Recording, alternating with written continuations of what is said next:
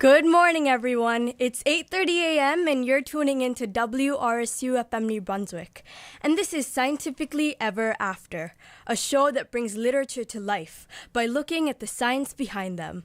Each week, we take a piece of literature and put a new spin on it, a different perspective that observes it through the lens of science, from the social, cognitive, and biological sciences to even the more mathematical forms of reasoning and logic. This happens to be our third episode, so how do you like it so far? Let us know your thoughts and suggestions at wrsu.org. And this week, I'm so excited to tell you that we're covering A Wrinkle in Time by Madeleine L'Engle. So come aboard with us on this journey through time travel, technology, and much, much more.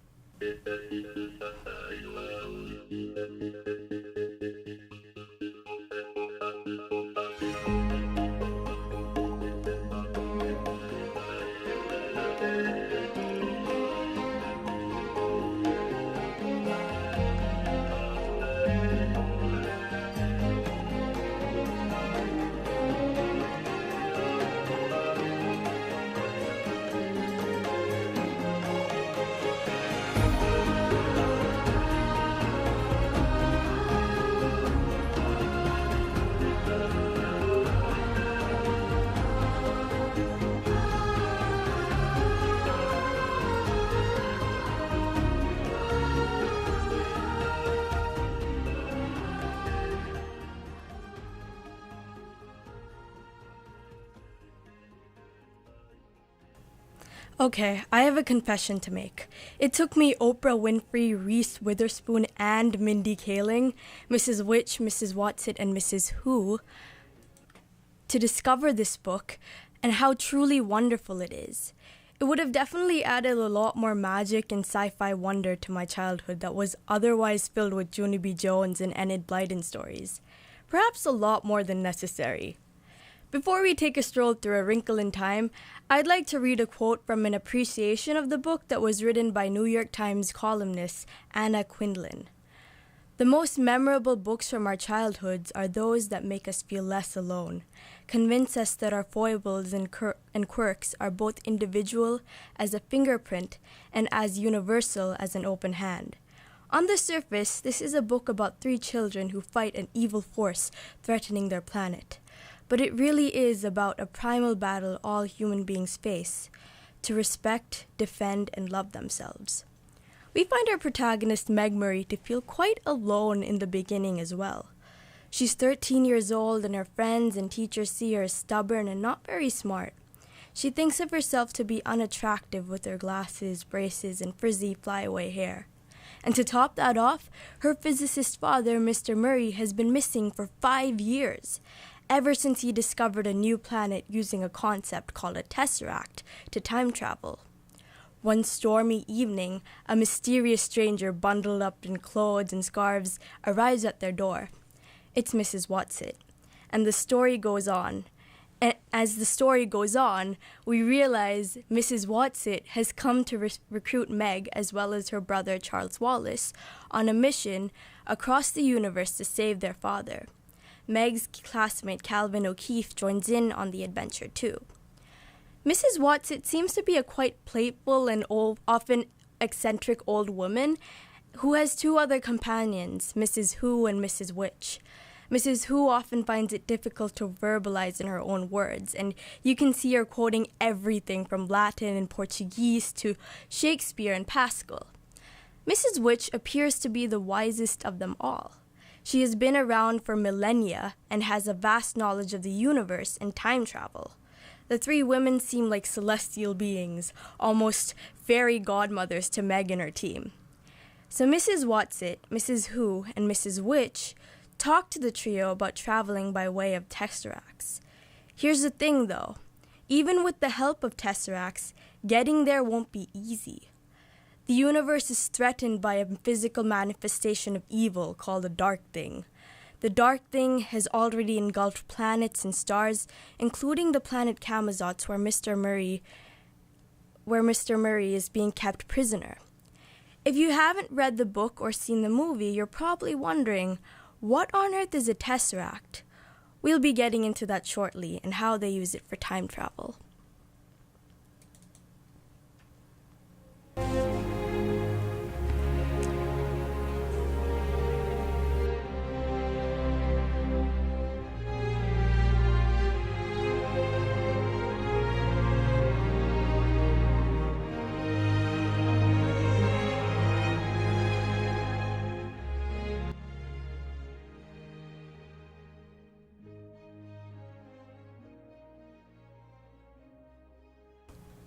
The author Madeleine L'Engle was inspired to write the story after reading about quantum physics and what Einstein wrote about time and the theory of relativity.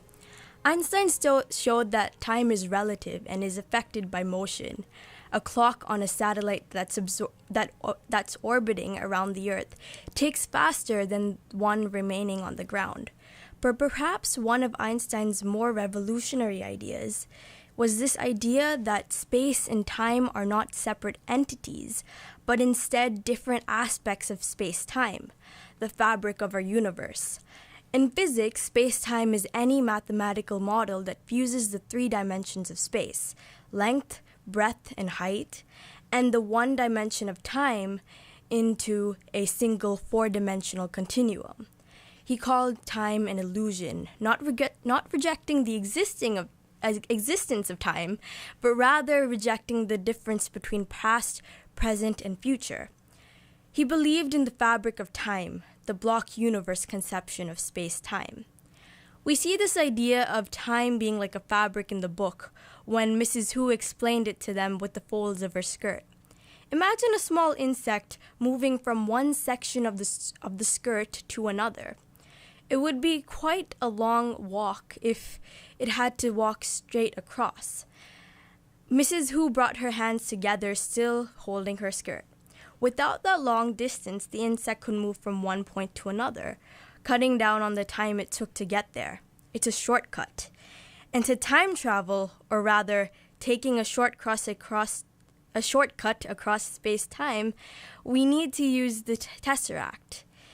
In the book, Meg's brother, Charles Wallace, explains that the first dimension is a line, and the second dimension is a square. The third, a cube, and the fourth, time. And that brings us to the fifth dimension, which is the tesseract. Essentially, a tesseract is a four-dimensional cube, and using this concept allows you to apparently tesser or wrinkle in time. And if you want to check this out further, Brown's University's math department actually created a mathematical explanation for the tesseract, complete with diagrams. So now, if you add the fifth dimension to the other four dimensions, you could travel through space without having to go the long way around.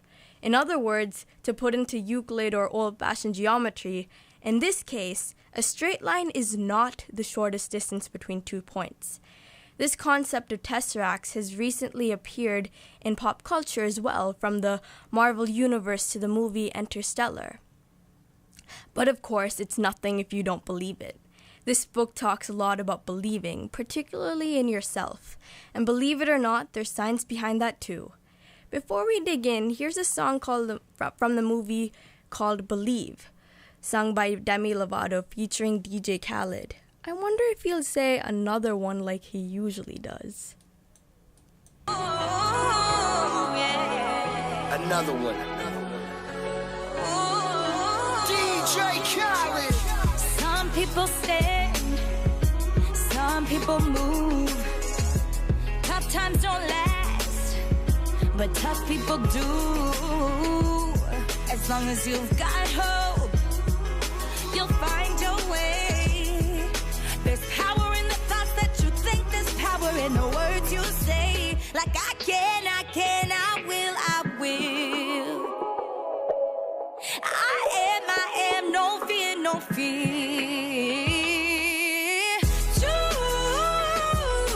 Today, I saw a rainbow in the rain. It told me I can do anything. If I believe, I believe, I believe in me. I believe, I believe, I believe in me. Oh.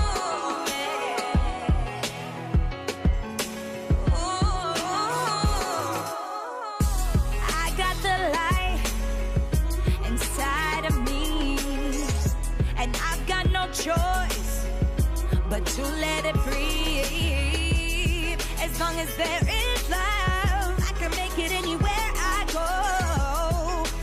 If I follow my dreams, I'll end up building a yellow brick road. I will. Yeah, I am, no fear, no fear. Today, I saw a rainbow in the rain. It told me I can do anything. If I believe, I believe, I believe in me. I believe, I believe, I believe in me. I'm living my best life. I am a flower that's blooming like roses in spring. Living my best life. I am wearing a crown that's only fit for a queen. I'm glorious, victorious, a warrior. Let's ride. Today, I saw a rainbow in the rain. It told me I can do anything. If I believe, I believe, I believe in me. I believe, I believe, I believe in me. When times got hard, I went harder. Best thing I ever did was believe in me. I believe. Today, I saw a rainbow in the rain. It told me I can do anything. If I believe, I believe, I believe in me. I believe, I believe, I believe in me. To succeed, you must believe. We the best music. I believe. Another one. A wrinkle in time. I believe the power of belief is incredibly underrated. Sure, we are biological beings responding naturally to stimuli from our environment of the physical world and the visceral world of chemicals and cells, but there is something that results from our consciousness that may seem more complex to comprehend: the mind. You may have heard of the placebo effect, where our thoughts and expectations seem to control what happens to our bodies. A placebo is a substance with no known medical effects, like a sugar pill, for instance. It's a fake treatment that in some cases can produce very real therapeutic results. Even with placebo surgery, in fact, you can have more effective results. A trial from Finland that was published by the New England Journal of Medicine in 2014 had candidates for knee surgery. They all had tears in their meniscus and had debilitating pain. And when they arrived at the operating room, the study surgeons performed either a repair of the torn cartilage or a charade. Incisions were made and closed, and with no other intervention. And would you believe it? The subjects who underwent the procedure experienced just as much as improvement in pain and activity as those whose meniscus was actually repaired. There were similar results from placebo migraine treatment to even heart procedures. There are also studies that take the placebo effect even further and show you're more likely to perform better on tests if you're more assuring of yourself and believe you know the answers as opposed to just studying for them. Many researchers are, however, still skeptical of this effect, and we still don't really know the how and why of it. A convincing argument is that placebos cause changes in our neurobiological signaling pathways, where let's say you're a patient who's experiencing body pain. You're prescribed a pill and you don't know you're taking a sugar pill. It's the expectation of the beliefs you'll get after you take the pill that activates reward pathways in your brain. This in turn releases substances called endorphins. Endorphins are neurotransmitters that are chemically similar to opiates like morphine. Like morphine, these endorphins bind to opioid receptors and cause pain relief.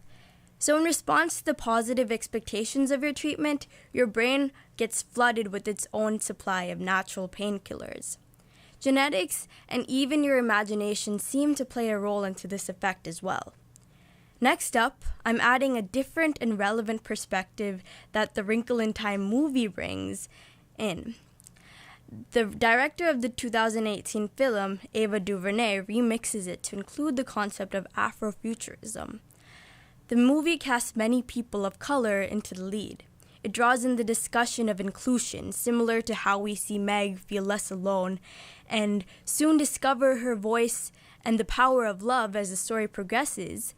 Afrofuturism has given a voice to those who, for the longest, were invisible in science fiction and fantasy spaces. It transforms the conventional idea of science fiction into a concept that combines traditional African heritage, magical realism, and a socio-economic exploration of the Black experience into something entirely new and unique. One contemporary artist who's known for her use of sci-fi and sci-fi and identity into her work is Janelle Monáe. One of the concept albums she released, Metropolis, was partly inspired by the 1927 film of the same name. In Metropolis, we meet Monáe's alter ego, Cindy Mayweather, who's an android who becomes aware of the unfairness that she and her fellow robots suffer at the hands of the ruling humans, and so is sent back in time to free the citizens of Metropolis. In the song I'm about to play in a second, Tightrope, Monáe uses dance as a form of rebellion. So here it is, Tightrope.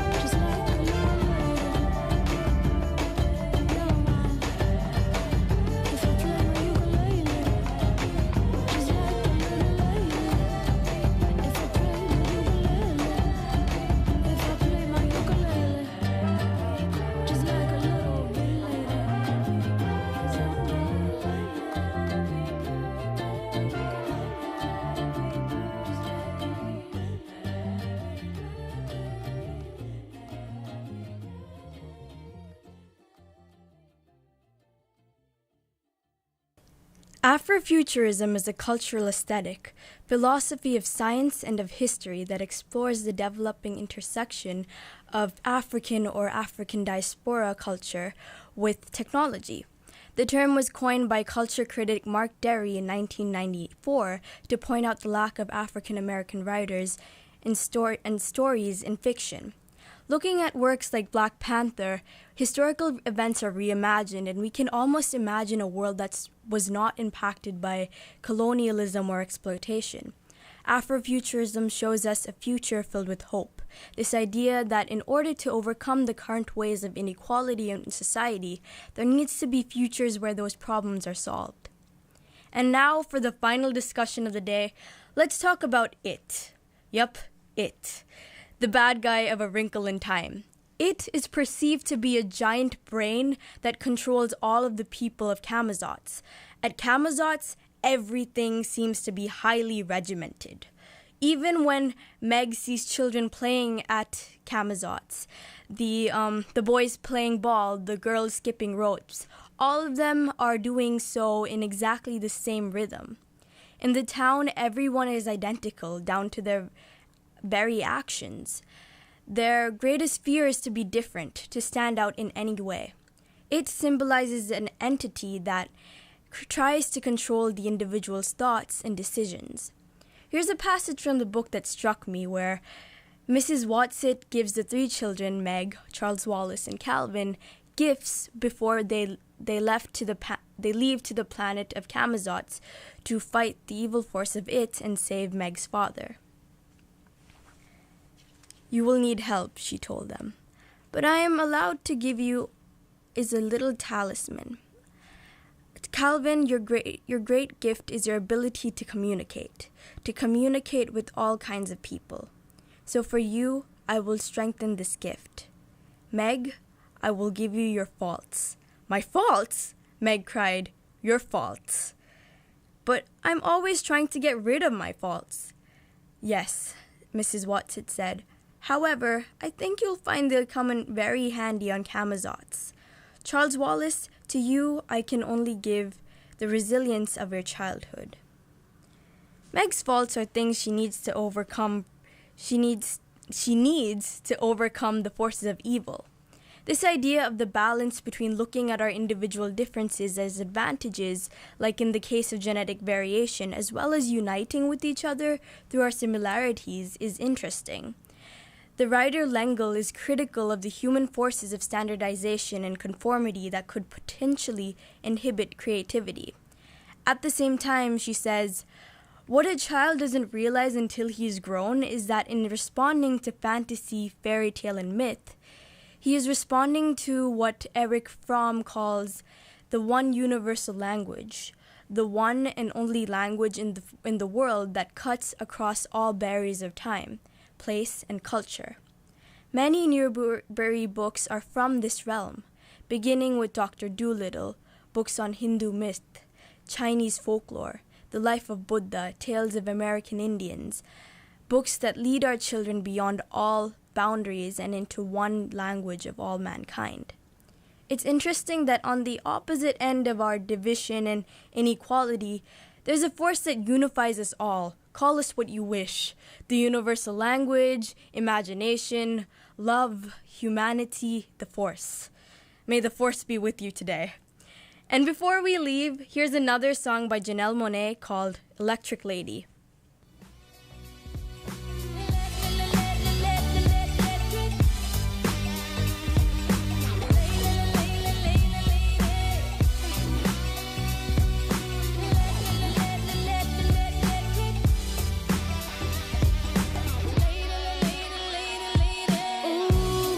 You shock it, shake it, baby. Electric lady, you're a star. You got a classic kind of crazy, but you know just who you are. You got the look the gods agree they wanna see. All the birds and the bees dancing with the freaks in the trees. Watch the water turn to wine at the space and at your mind. Ooh, shock me one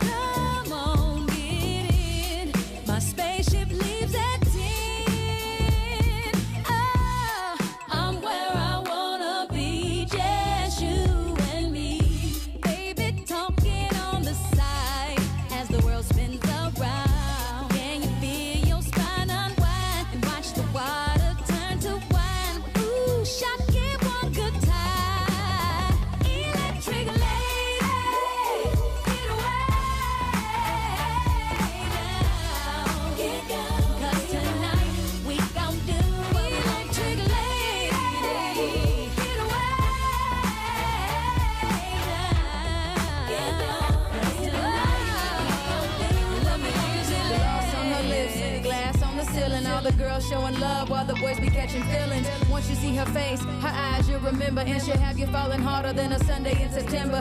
Whether in Savannah, Kansas, or in Atlanta, she'll walk in any room, have you raising up your antennas. She can fly you straight to the moon or to the ghettos, wearing teeny shoes or in flats or in stilettos. Illuminating all that she touches on the sparrow, a modern day Joan of Arc, or Mia Farrow. Classy, sassy, put you in a razzle dazzle. Her magnetic energy will have you coming home like classy, singing ooh, shock it, break it, baby. Electro, Savista, funk it, lady. We the kind of girls who ain't afraid to get down. Electric ladies gonna scream out loud. Electric lady, get away now. Get down. Tonight we don't need electric lady. Get away now. You just dance and get love. Get way down. Get away. Wave your finger in the sky. Just wave your finger in the sky. Get down, get down, get down, baby. Get on down, lady.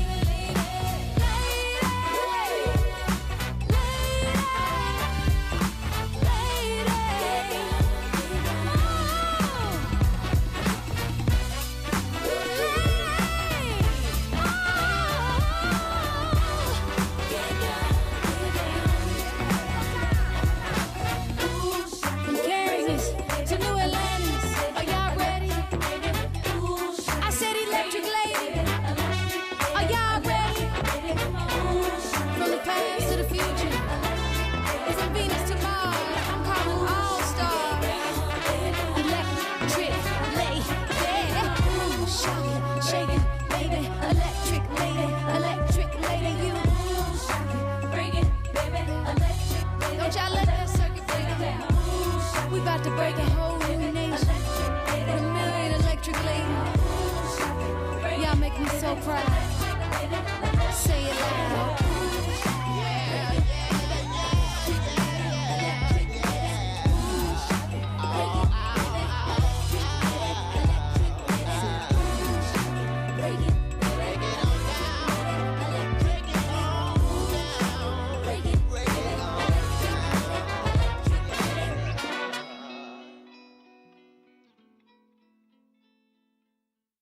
With that, I'm afraid it's time to leave for now.